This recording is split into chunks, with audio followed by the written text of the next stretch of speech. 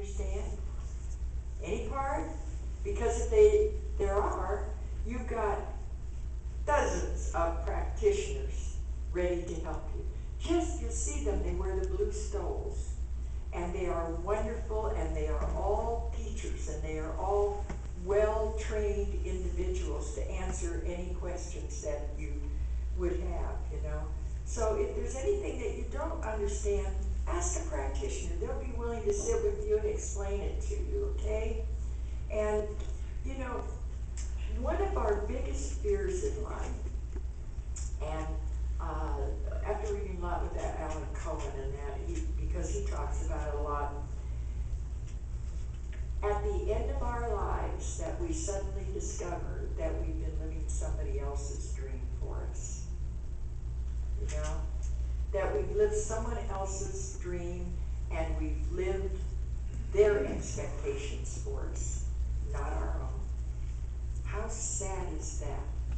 How sad is that? And yet, how many people do that? And how many kids grow up to be physicians because that's what their parents wanted them to be? Or lawyers because that's what their parents wanted them to be? The great expectations of their family. And so, well, my family wants me to do that. Well, I really wanted to be a cowboy, but my family wanted me to be an accountant. Go be a cowboy, if that's what you want to do. Live your own dream. Don't you allow anyone, because they think that that's what's good for you, the best thing for you. You live your own dream. And if their feelings get hurt, or they get mad, oh well. I'm not saying to be mad at them or anything else, but you gotta level with people. Gotta tell the truth quickly and move on. No, this is what I want to be. I decided I want to work in a cookie factory. Yes, but we paid so much money for your schooling, and you're going to end up in a cookie factory. Yeah, because I like to make cookies. My heart sings when I make cookies. I want to work in a cookie factory. Well, you're so stupid. Yeah, but it's my dream. And what do you know, one day I might end up owning the darn cookie factory, if I wanted to. But do live your own dream. You have the freedom of that. Don't wait until it's too late and say, gosh, I wonder whose life I just lived, you know? I'm 97 years old and I have no clue of whose life I just led for the last 97 years, you know?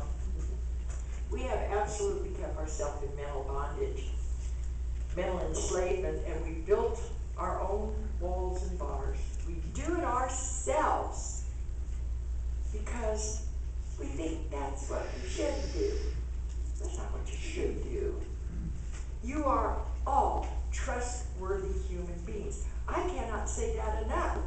You need to trust yourself. Trust your own judgment about your life. Why in the world do you think anybody else is smarter about your life than you are? Why would you think that? I mean, sometimes when people give you advice, take a look at their life and see what that's like, you know? And, you know, many of us live our entire life and we don't recognize that we have within us the freedom and power of God to manifest our own destiny. Our own destiny. Nobody else's. So don't listen to others unless they can show you a bigger, better picture. They can show you a bigger, better picture, then go for it. But if they can't, and their life sucks, why would you take advice from them? Why would you ever take advice from them? They can only tell you how they got into trouble. So it's true. Oh, well, when I invested that money in 1945 and I lost it all, don't ever invest in that again. It was some kind of a company, electronics or something, that was talking about something called computer. And I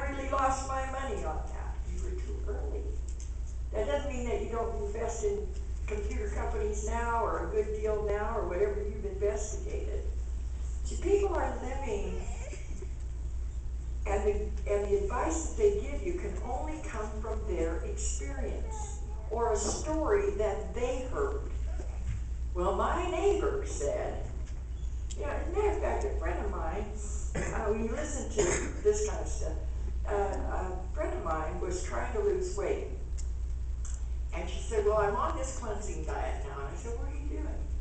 She said, well, my neighbors behind me on the corner are doing this diet, and they've really lost weight on it. I said, what's the diet? Well, all I can have is 1 7-ounce glass of, in the fruit juicer, cactus, broccoli, spinach, and asparagus. That's it. Right. So I said, okay, and what else? Well, then I have water, and I have a half a slice of bread for lunch. Anyhow, this insane diet she's telling me about, right? I said, yeah, you probably lose a lot of weight on that. I didn't say anything, She ended up in the hospital. See, why would anybody ever go on a drastic diet like that without consulting a physician? Because their neighbor said so? You think the neighbor's metabolism and body is the same as yours? It's not. Just like our ideas are not the same. See, maybe it worked fine for the neighbor, I don't doubt that. But what say it was going to work for her? You have to go to experts. You have to go to people that really know what they're talking about. So if you have a dream or a desire or an idea for a book or whatever you're doing, don't sit down with the next door neighbor. Go to somebody that's written books, or go to an editor, whatever you've got to do. But anyhow, we just have to keep up with our spiritual practices to stay focused on what we're doing and trust ourselves. So, let's see, where was I? Oh, yeah.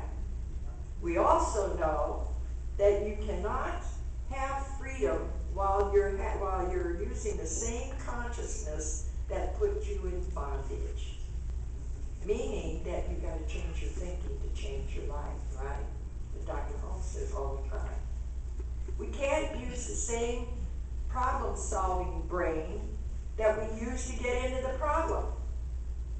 Because we have to look not even at the problem, but we have to look forward to the solution and stay in solution and not the problem.